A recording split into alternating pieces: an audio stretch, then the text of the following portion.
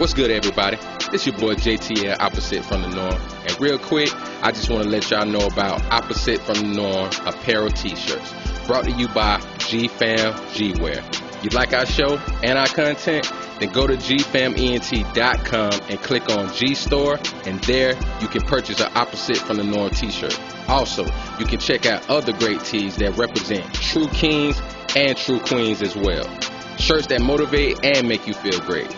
Once again, that's gfament.com and click on the G Store link to get your apparel tees. Now back to the show. Chill.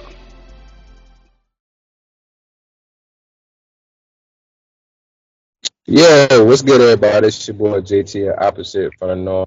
Before we get started, make sure you hit that like button, share, comment, and subscribe. All right, so this is our second week installment of Financial Fridays with my boy HD. HD, go ahead, you get started. All right, what's up, everybody?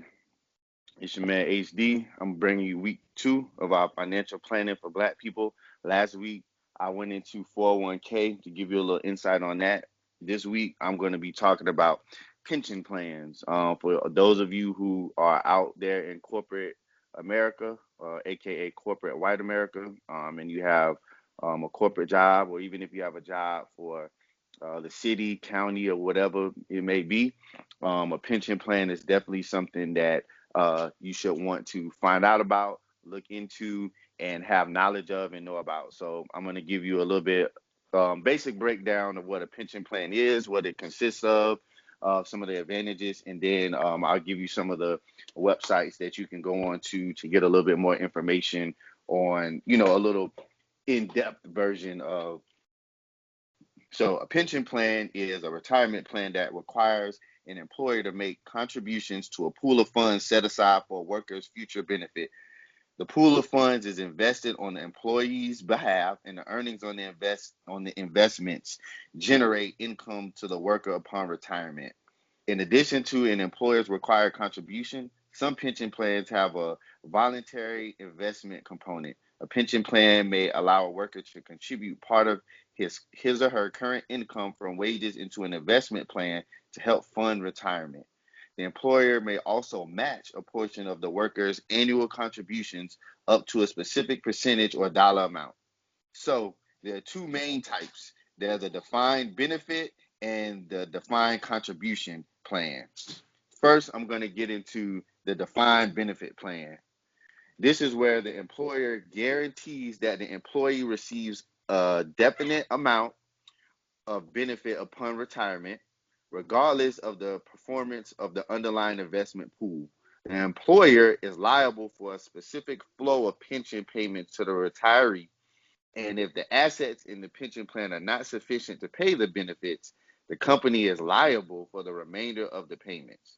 Dating back from the 1870s and at its height in the 1980s, the American Express Company established the first pension plan in 1875. They covered 38% of all private sector workers, about 85% of public employees, and roughly 15% of private employees in the U.S. are covered by a defined benefit plan today, according to the Bureau of Labor Statistics. In a defined contribution plan, the employer makes specific plan contributions for the worker, usually matching to verified degrees the contributions made by the employees. The final benefit received by the employee depends on the plan's investment performance. The company's liability to pay a specific benefit ends when the contributions are made. Because this is much less expensive than the traditional pension, when the company is on the hook for whatever the fund can generate, a growing number of private companies are moving to this type of plan and ending defined benefit plans. The best known defined contribution plan is the 401k, and the plan's equivalent for the nonprofits workers is the 403b. I plan on going over the 403b in the coming weeks to give you guys a breakdown on that too. Another place that you should read up on the portion explained about the two differences is the I don't know how to pronounce it, the ERISA, ERISA, the Employee Retirement Income Security Act of 1974, which is a federal law designed to protect the retirement assets of different investors. All right, so now I'm going to go into the vesting portion. Enrollment in a defined benefit plan is usually automatic within 1 year of employment, although vesting can either be immediate or spread over 7 years. Limited benefits are provided, and leaving the company before retirement may result in losing some or all of an employee's pension benefits. For most of the companies that I've worked for, the vesting usually starts within that first year, from what I've experienced. So within that first year is a good time to when you want to start, thinking about, the pension plan, if you plan on, staying with that particular company for years and years to come.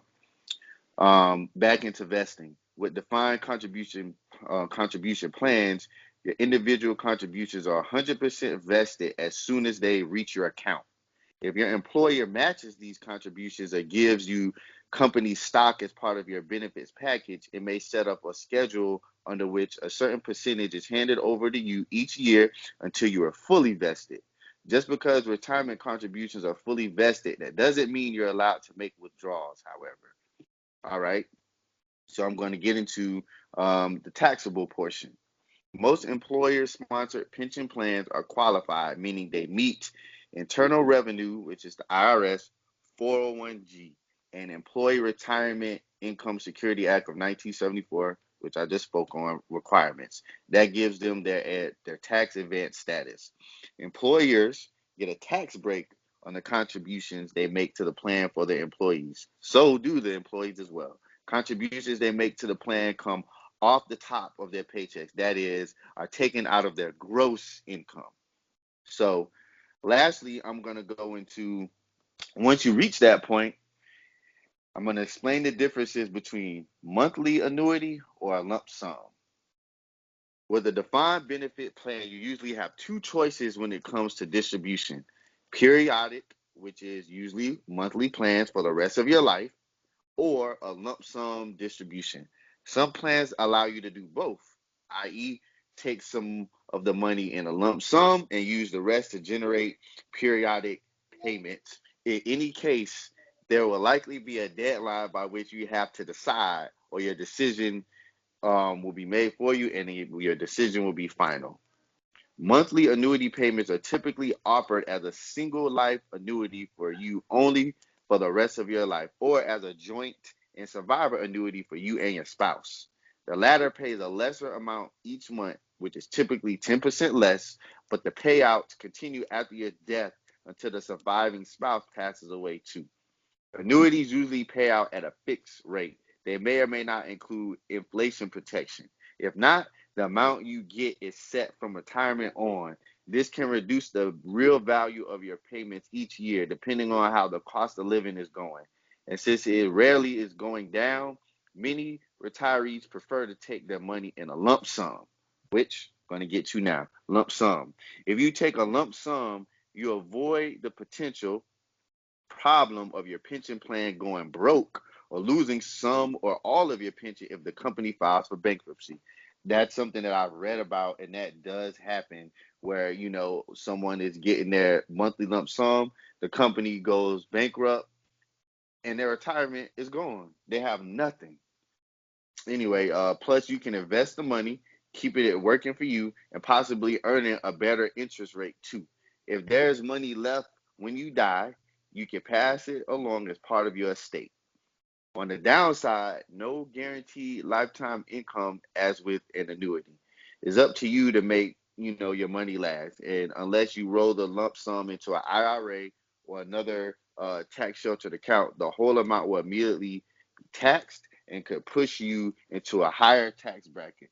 So that's something else that you have to think about, which is going into the higher tax bracket.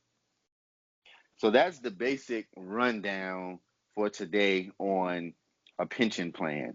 Some of the places where you can go to get a lot more information is a website called Smart Assets. You can also go to Investopedia.com, and also you can go to the Vanguard website, the Betterment website, Merrill Edge website as well. And once you go in there, it gives you a total breakdown of everything to how pension plans work, how they work for you, how they work against you, the ups and downs, and so on and so forth. So that was our financial for this week. You definitely need to look into these pension plans and make sure that you're thinking about your retirement, because none of us, as black men or black women, should be thinking about working well until we're in our 60s, 70s, and 80s. So if you are working for one of these companies, you need to stay on top of, things like your 401k and your pension plan, and make sure that, if not maybe once or twice a year, have a sit down with somebody and look into these things, see how much money is going into it, see how much you may potentially have when you retire, and also look into, making that decision, whether you're going to do the monthly or the lump sum. So, all right, I'll be getting back with y'all next week. It's your man HD signing off.